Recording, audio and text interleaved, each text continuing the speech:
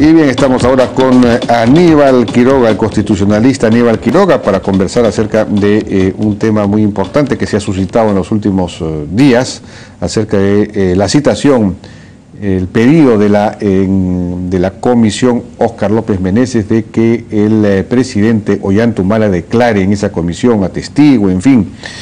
Y también el pedido de la comisión del caso Ancash para que 8 jueces puedan asistir también a declarar en esa investigación.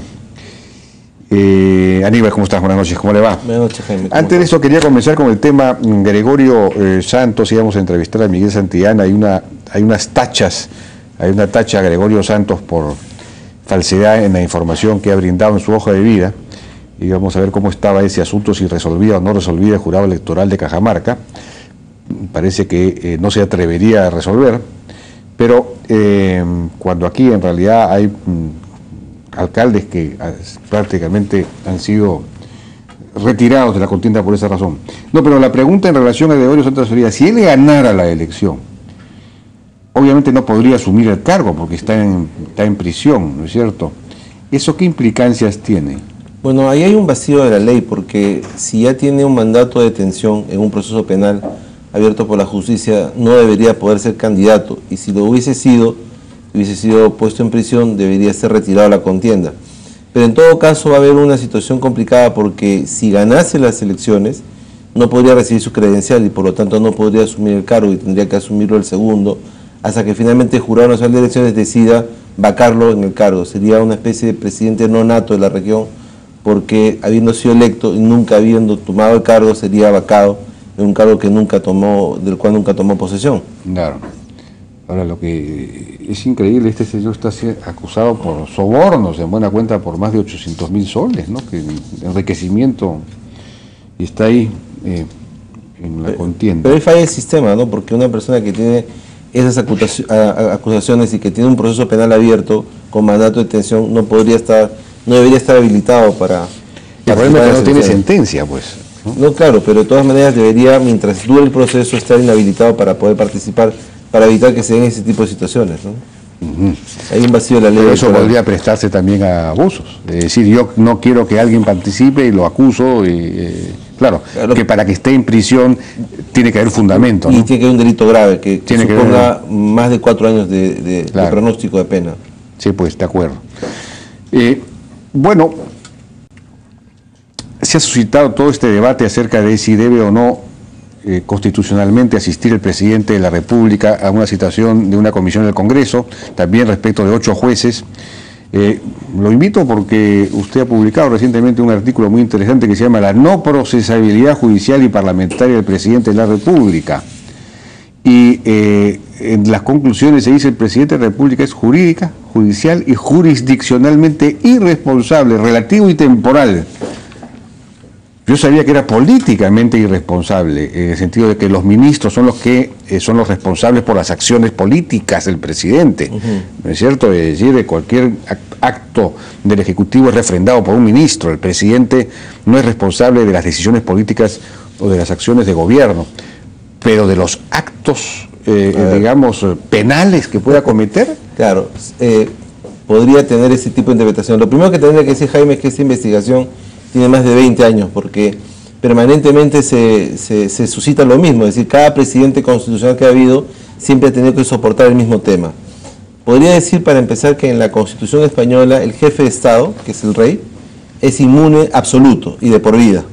Por eso es que ahora que el rey ha renunciado, hay un proyecto de ley del Parlamento español para extenderle al rey renunciante también el mismo privilegio, porque si no, está sujeto a demandas, a denuncias, a lo que fuera. Lo que quiere decir mi trabajo... Pero inmune absoluto significa que si comete, digamos, un robo... No puede ser tocado por la justicia. No puede ser tocado. En absoluto. O sea que tiene, digamos, patente de corso. No, es una protección a la figura. Vamos a ver por qué. Cuando se sostiene que el presidente de la República, en el caso peruano, bajo la actual Constitución, es un inmune relativo y temporal, significa que no puede ser tocado, excepto por aquello que la Constitución dice que puede ser tocado, que son las siguientes figuras exclusivamente: traición a la patria, impedir elecciones, disolver el Congreso, impedir el funcionamiento del Congreso, del Jurado Nacional de Elecciones, del sistema electoral, ausentarse del territorio nacional sin permiso del Congreso o exceder el plazo para que hubiese sido otorgado. Por esas figuras puede ser investigado por una comisión investigadora, puede ser procesado por un juez, puede ser desaforado, puede ser vacado y procesado y condenado penalmente. Pero fuera de esas figuras no puede ser tocado durante los 5 años de su mandato, aun cuando incurra en una figura delictiva o aun cuando tenga un reclamo judicial, porque tiene una inmunidad que es, digamos, parcial, porque no es absoluta, esas figuras sí lo atacan, y es temporal porque acaba el 28 de julio del año 2016. Entonces uno dice, pero ese es un privilegio excepcional. Sí, pues, es un privilegio excepcional. Pero todos los ciudadanos somos iguales. Sí, pues, pero hay quienes tienen cargos que soportan algún tipo de privilegio. Algunos son más iguales que otros, como diría Ortega y Gasset. Pero el caso del presidente de la República es que él al mismo tiempo, independientemente de que fuera Humala, García, Quispe, Perencejo o quien quiera que fuera, concentra 3 cargos sobre sí. Es jefe del Ejecutivo, es presidente de la República, es jefe de Estado y representa a la nación. No es poca cosa. Entonces, cada 5 años se presenta siempre la misma discusión respecto de eso, porque la oposición quiere llevar al presidente a situaciones judiciales o a situaciones jurídicas. Entonces, lo que hay que hacer en este caso es esperar. Ahora, una, digamos, invitación a una comisión parlamentaria, a una comisión investigadora, para que responda a algunas preguntas, ¿eso cae dentro de esta situación? Yo creo que sí. Lo que pasa es que al ser un privilegio puede ser renunciado. Yo entiendo que el presidente Toledo declaró ante una comisión y entiendo también que el presidente de la UNDE declaró ante una comisión porque lo quiso hacer. De hecho, si el presidente quisiera, podría renunciar al privilegio y recibir la comisión. Pero uno va a una citación, digamos, de la autoridad en tres calidades. O va como imputado o acusado, o va como testigo, o va como un amicus curiae, que es un perito, un informador de la corte. En los 2 primeros casos, si es imputado, tiene derecho a ir con un abogado y va a responder a un cargo, cosa que el presidente no podría hacer. El caso del testigo es una situación tenue que lo separa respecto a ser acusado. Alguna persona puede entrar a una investigación como testigo y salir como imputado. De hecho, tanto el Tribunal Constitucional como la doctrina en general, inclusive la Corte Interamericana, han reconocido que el testigo tiene derecho a comparecer con un abogado, cosa que en la legislación peruana se permite, porque nadie puede ser obligado a autoincriminarse. Ahora, de hecho, aquí habría lo que Juan José Díaz Dios llama el hilo de la madeja de la investigación que están haciendo, lleva a Palacio. O sea que prácticamente de alguna manera están cuasi imputándole algo al presidente o a quien maneje Palacio. Pueda tener que ver con el uso de las camionetas, pueda tener que ver, y aparentemente el presidente es el quien tendría que responder a esas preguntas. Bueno, entonces ahí habría casi una imputación, ¿no? Bueno, yo encuentro, digamos, algún tipo de contradicción en lo que ha dicho el presidente de la Comisión Investigadora, porque por un lado ha dicho que solo quiere su testimonio, pero por otro lado dice lo que usted acaba de decir, con lo cual refuerza la tesis. En verdad no quieren que vaya como testigo, quieren que vaya para terminar siendo imputado, imputando algún tipo de hecho. Si eso fuera cierto, yo no estoy en condiciones de saber si no es cierto o no es cierto, pero si eso fuera cierto tiene que esperar al 29 de julio del año 16, a menos que renuncie, vaque o sea declarado incapaz. Lo que dice Juan José Díaz Dios, bueno, los ministros tienen que responder por el presidente, de acuerdo. Hemos citado a los 3 ministros o exministros del Interior para que respondan, por ejemplo, quién dirigió la investigación sobre lo de López Meneses, esta que acabó con, digamos, el pase al retiro o el retiro sencillamente de los jefes policiales y supuestamente implicados.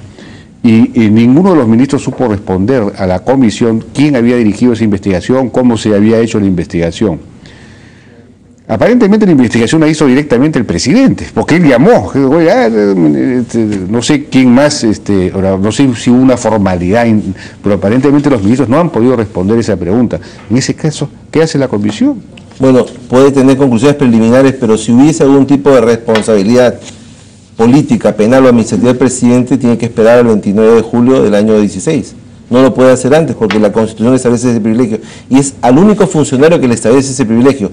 A otros le establece un privilegio relativo, por ejemplo el antejuicio constitucional o la acusación constitucional, pero al único que lo protege, dice el presidente, solo puede ser acusado por estas figuras, es el presidente de la República. Y si solo puede ser acusado, yo concluyo que solo puede ser investigado, citado, denunciado, procesado por esas solas figuras. Ergo está prohibido hacerlo por cualquier otra cosa.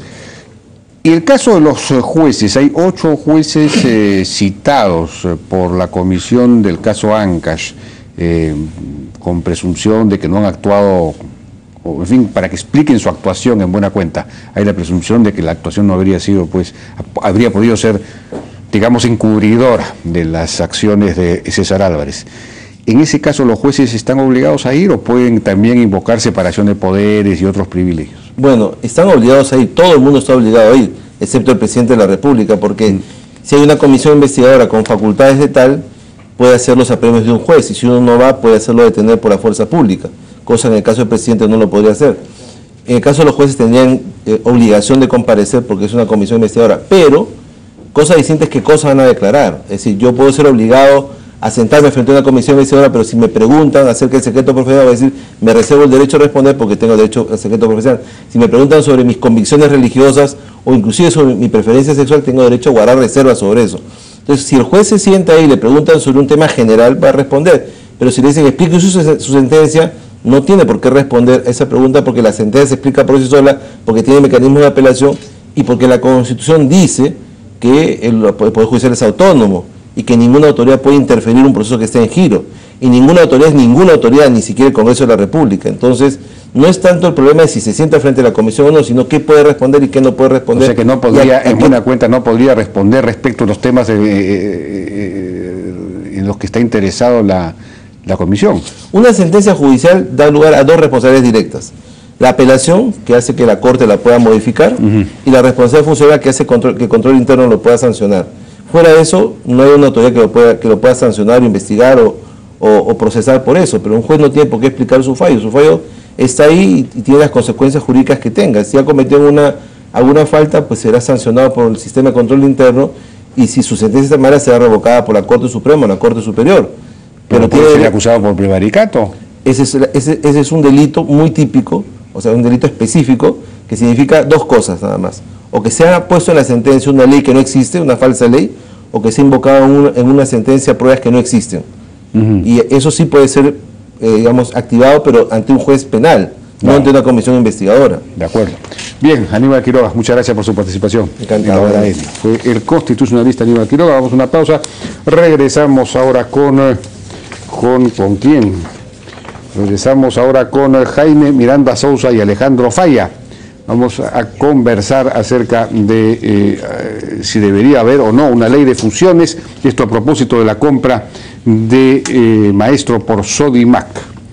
Regresamos.